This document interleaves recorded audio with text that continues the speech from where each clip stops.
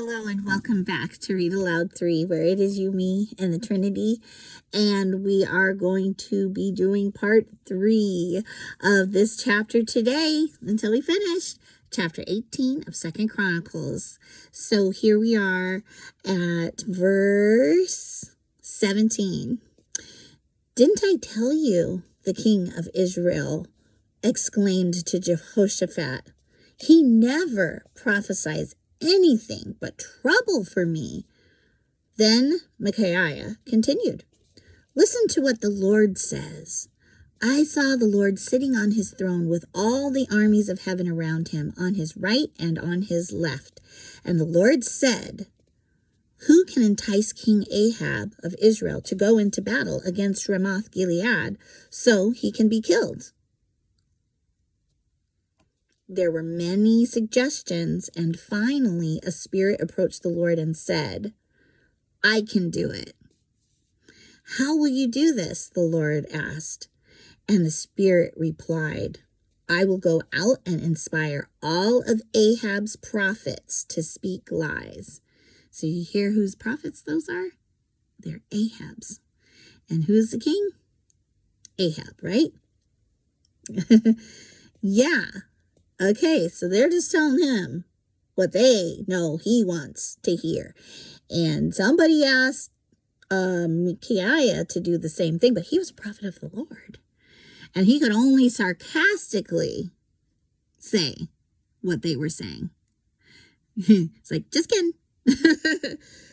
So, you will succeed, said the Lord. Go ahead and do it. So you see, the Lord has put a lying spirit in the mouths of your prophets. Why do you think he did that? I'm saying that. For the Lord has pronounced your doom. Because who was he depending on? What did he wanted? He wasn't not willing to depend on God, was he? Okay. Verse 23. Then Zedekiah, son of Kenana, walked up to Micaiah and slapped him across the face. Since when did the Spirit of the Lord leave me to speak to you? He demanded. This is Zedekiah, son of Kenana. I think he's one of the prophets. I thought Zedekiah was one of the prophets. Okay, and Micaiah replied, you will find out soon enough. Oh, I mean, he did call them lying.